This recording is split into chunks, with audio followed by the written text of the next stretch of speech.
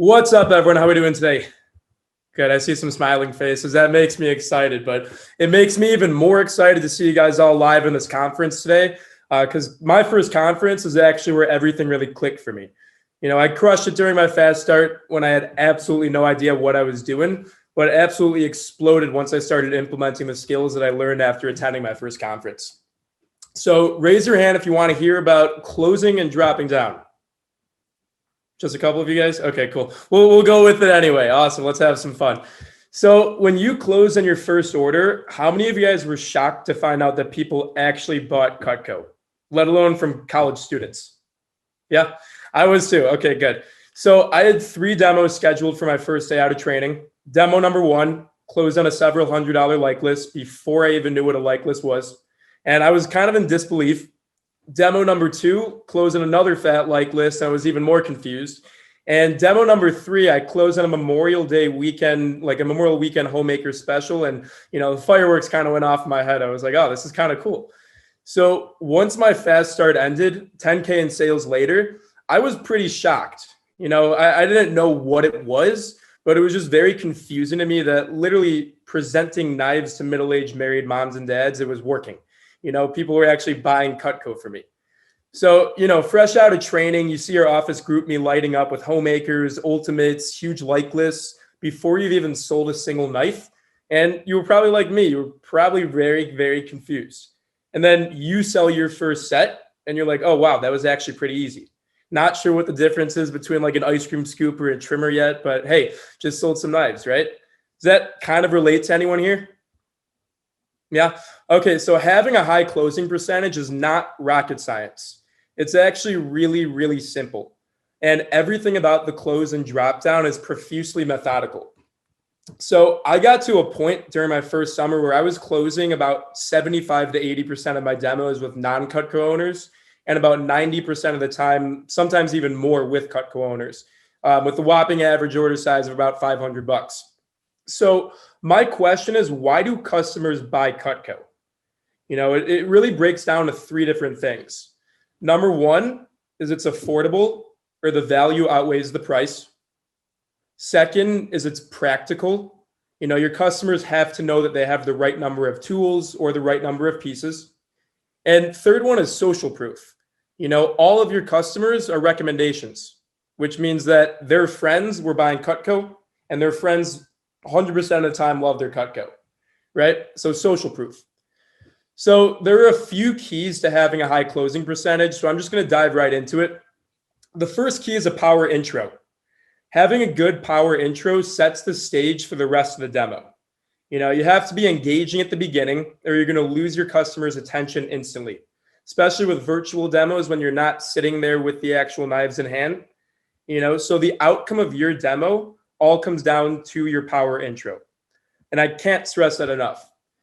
During your intro, you have to plant the seed in your customer's head that they will be buying Cutco from you today, right? I like to call this positive expectancy. So if you don't build up the fact that Mr. and Mrs. Jones are going to be investing in Cutco from you on your demo today, right from the beginning of your demo, then when you pop the closing question, they're simply not going to be ready to say yes at the spot or on the spot. Does that make sense? Not because they don't want to buy Cutco, but it's because you didn't prepare them mentally to purchase Cutco, right? So having a high closing percentage requires the same skills as it takes to have a larger average order. For a larger average order, you have to plant the seed just like you have to plant the seed for the close. So if you wanted to have a $75 average, how many of you guys think that everything that you would do in your demo would go hand in hand with closing a $75 order? You'd be like, hey, Mrs. Jones, you want to try out the set? She'd be like, no. And you'd be like, okay, cool, no problemo, Mrs. Jones. Let's just go with the trimmer instead, right? So if that's really how it works, if you told yourself you wanted to have a larger average order, wouldn't you say that your actions in your demos would be aligned in having that larger average order? Yeah, right? So the same thing goes if you only wanted to close on 10% of your demos, wouldn't you just simply not build up the value of Cutco, not handle any objections, and only place the orders that get handed right to you? It kind of sounds a little dumb when you phrase it that way, right? But what I've realized is there's something called the 10-80-10 rule. 10% of your customers will buy Cutco no matter what, 100% of the time. 10% of your customers will just never buy Cutco. Could be financial reasons, could be they just love their knives and would never, ever, ever get other knives, right? That's only 10%. And 80% of your customers fully depends on how you come to play during the demo. So what I've realized is that the demo is simply just a game. And when you put it that way, it's a lot easier to break everything down. And so when that finally clicks in your head, if you decide that you wanted to close on 80 to 90% of your demos, what needs to happen? You need to come to play the game. And coming to play the game means that you start out strong with the power intro. So how do you have this power intro? It all comes down to planting the seed for a couple $1,000s, right? So you might say, hey, Mrs. Jones, I know you didn't go to the bank to withdraw a couple $1,000 when you got off the phone with me, but a lot of customers that I see end up purchasing a set of Cutco to fit all their needs in the kitchen. So I'm not here to try and sell you everything we make. I'm just here to show you why your friend Sally spent a couple $1,000 with me, right? Or something like, yeah, so Mrs. Jones, I'm trying to sell $10,000 during my fast start, and I'm only 8K away, so feel free to put the rest of it on your card if you want to make things a lot easier for me, right? And then you smile, you laugh, so do Mr. and Mrs. Jones, it's great. Breaks the ice a little bit. So you see what I'm doing? You just got to do something at the beginning to set up the mentality to believe in closing on your demo today. Does that make sense? Wonderful. Otherwise, your customers simply just don't know how much they should be spending, and they don't know that they should have Cutco in their kitchen, right? So when you have the attitude that people will spend a couple $1,000 with you and you will close an order on your demo today, think about this.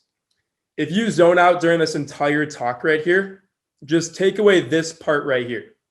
Stop selling knives and start selling a service. Emotion is the biggest thing that matters to you, and it's the biggest thing that really drives the purchasing behaviors and decision-making of humans in general. You know, humans just aren't as logical as you'd all hope, right? You'd hope that you'd get on the demo, you'd show them the homemaker, they'd be like, oh, cool, I want that, that's mine, let's buy it. But that just doesn't happen 95% of the time. So raise your hand if you've ever gone through a slump where you've kind of been going through all the motions, following the program, reading the script, and your customer has like these gross wooden handle knives, and you pop the closing question and the customer's like, hey, I've had my knives forever, absolutely love them, they're perfect, I don't need new knives. Does that ever happen to anyone? Yeah, well, what did I say? Selling is mostly emotion, so you have to make your customers want it more than what they already have. You know, you can give them all the best facts in the world, but if they're not tied into your product emotionally, what are the chances they're going to buy it? Slim to none. So humans are also driven by feelings. So you have to get your customers to really feel the need for the new knives. You know, if your customers knew how easy their set of Cutco would make their life in their kitchens, you know, how much time they'll save, how much money they'll save, how much more efficient their lives would be for the next 30, 40, 50 years. How many of you guys think that your customers would drop $1,000 for that lifestyle? Probably all of them. So what you really need to do is lock down in your head that people don't buy because they understand your product. They buy because they feel understood. And so the goal when you're trying to build a higher closing percentage is you need to make your customers feel understood and help them understand why having Cutco in their kitchen just would make sense to them. So before I transition into the demo, one line that I always like to throw into it is like, hey, Mrs. Jones, we've got big sets that come with huge built-in discounts. We've got individual pieces, and we also make everything in between, but it's actually incredibly expensive to buy individual pieces. So that's why we make sets for people who make microwave dinners, and we also make sets for people who have 19-course meals. So I'm sure there's going to be a perfect set for you. The reason I say that is because your customer needs to be in the set mentality from the get-go. You know, that's why all of the scripts start with sets. Sets are the best thing that any customer could have in their kitchen. And if you start big, it's going to make it a lot easier to close in all those smaller orders because you've already price positioned the sets. And that's what drives up your closing percentage. It's as easy as that. So power intros. Don't just come to play the game, come to win the game right from the beginning.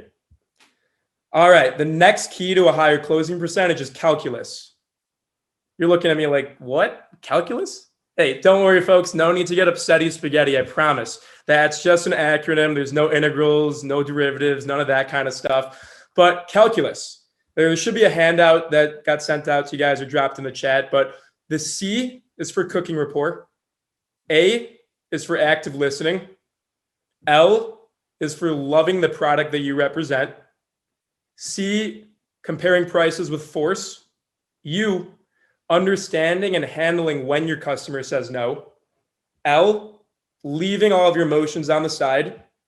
U, utilizing your notes to drop down. And S, smiling because you just closed on an order and made bank. Okay, so C, cooking rapport. And the A for active listening kind of goes hand in hand with this. But actively listening while building cooking rapport is a key to a higher closing percentage. So I want you to write this down. Sometimes, maybe ever. Sometimes, maybe ever. I'll say it again because it's so important. Sometimes, maybe ever. That's your key phrase for cooking rapport, right? If you say, hey, Mrs. Jones, do you ever cut chicken? What are they going to say? Nah, not really. And that's a negative answer.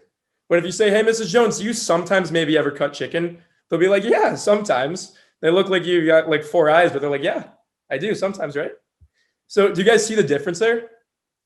So use that to plant the seed for the set that your customer needs, right? So Mrs. Jones, do you sometimes maybe ever peel vegetables or cut the tops off strawberries? Do you sometimes maybe ever slice tomatoes, oranges, lemons, or limes? Do you sometimes maybe ever make sandwiches, eat bagels, slice casseroles, cut cakes? Do you sometimes maybe ever cut larger foods like watermelons, pineapples, or larger meats?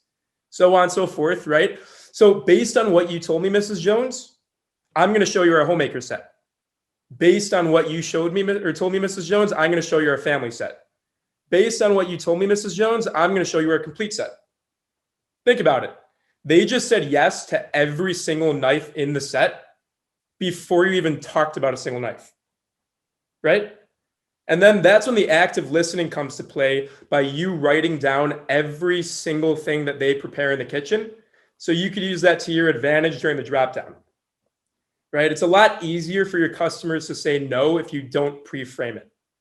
Do you guys get what I'm saying here? Yeah, okay, good. I promise you, if you get them to say yes to every single knife in the set before even telling them about our sets, who here thinks you'd close on more orders? Just makes sense. Cool. So the L is for loving the products that you represent. So when I go through the names and uses after the cooking report, I get incredibly excited about every single knife. It's kind of weird sometimes how excited I get about like the trimmer. But your customer is going to match your energy level. So if you're not excited, they aren't going to be excited either.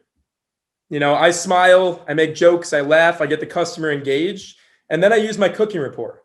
So if Mrs. Jones told me that she makes sandwiches all the time, after I'll show her the spreader, I'll say, hey, Mrs. Jones, my mom's just like you. She makes sandwiches all the time. So we actually have a couple of these in our kitchen, so that way they're not always in the dishwasher. Don't you think you'd like to have a few of these in your kitchen as well? So you just planted the seed for Mrs. Jones purchasing multiple spatula spreaders, right? So the C, or the next C, I should say, is for comparing prices with force.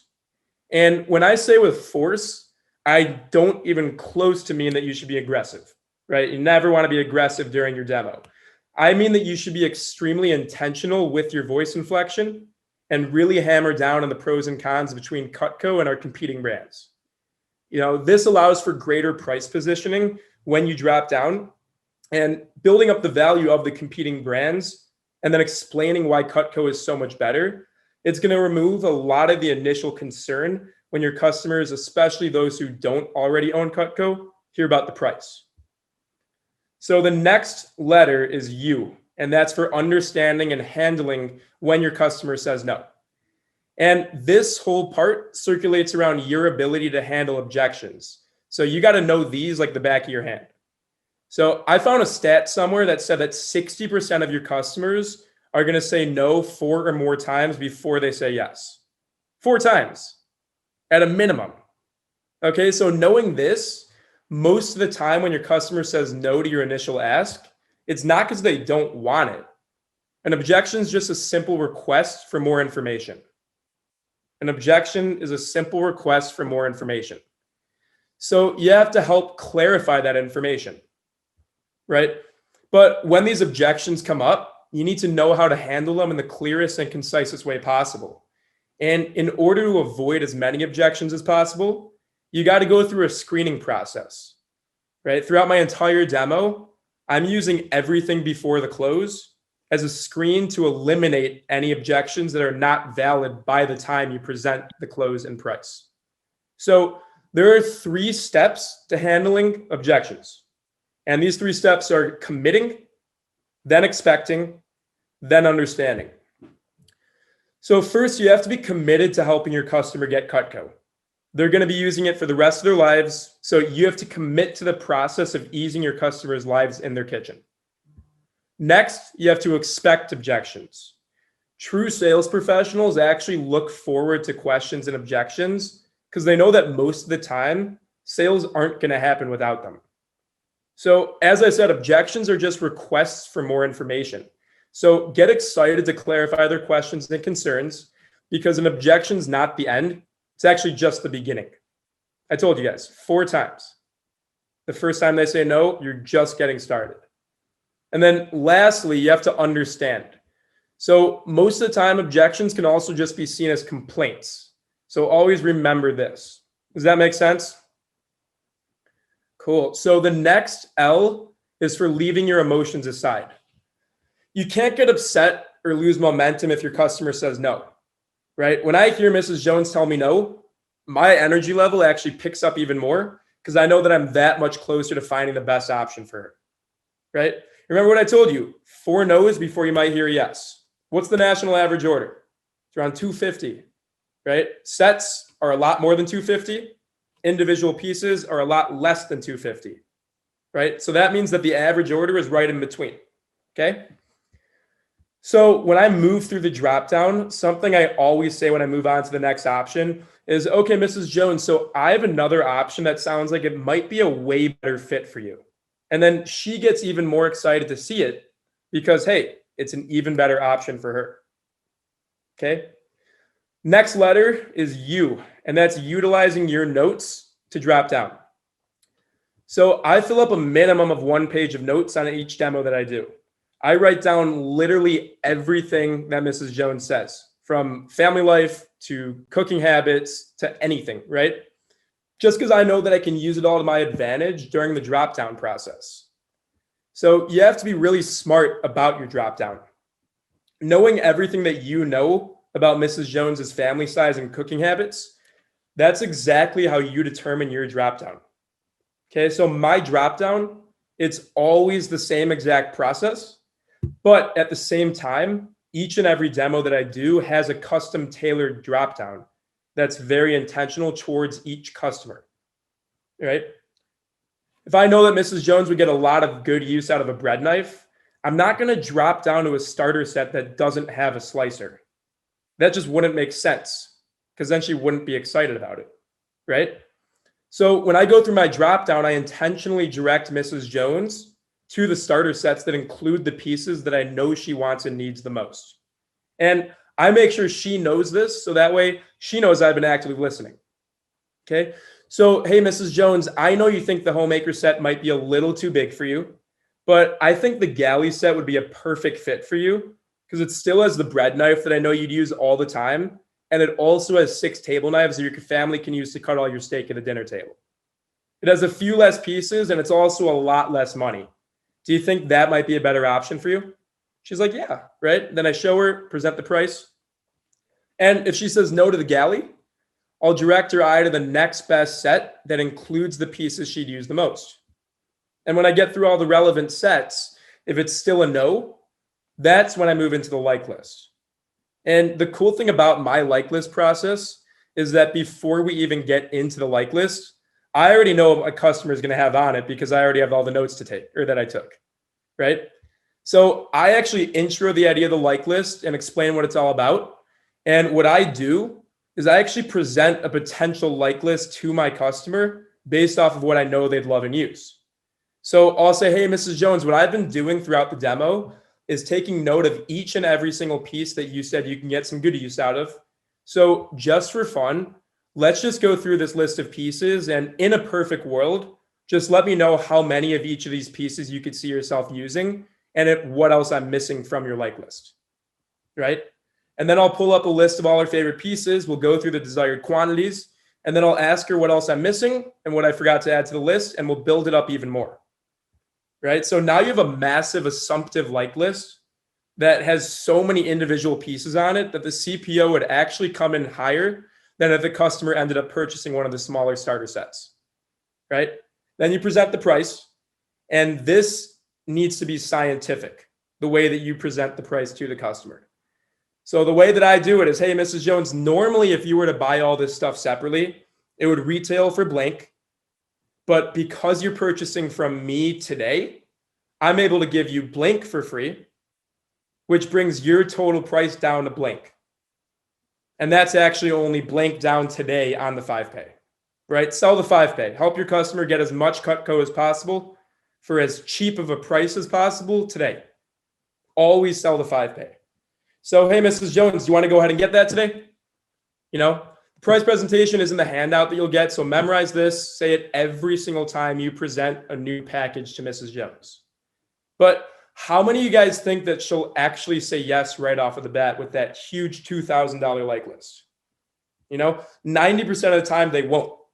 And then you got to drop down again. But this time the like list drop down needs to be very slow and methodical. Okay. You don't want to just say, okay, no problem, Mrs. Jones, which pieces do you like the most? Because if you say that, then you go from a $2,000 like list to a $75 like list when she says, oh, I really just like the trimmer, you know? So instead of saying that, I phrase it as, which one or two pieces do you think you could live without today? And then she only takes off her least 1 to 2 favorite pieces without destroying the size of the like list. And then I present the price again the same way. Normally it would retail for blank, but because you're buying with me today, it would be blank, right? So if she says no, I do the same thing over and over again, take 1 to 2 pieces off, and then the price finally gets presented and we end up at a like list that she's happy with. You all still here with me? That's good? Wonderful. So finally, the S in calculus at the end is for smiling. Smile because you just closed on an order, made some cash money. No better feeling than that. Okay, wow. Whew. Deep breaths, people. I know I just went through a ton of information there. But as I said, we put together a handout, so that's going to be sent out to all of you guys. But if I can give you one overall tip about your close and drop down, I would just simply say confidence. Okay? Be confident in your abilities, be confident in the product, and be confident that your customer will love Cutco and will buy it from you today. And never tie your personal emotion into your demos, because doing so is only going to kill your momentum. Hope this helped. Thank you all. Appreciate it.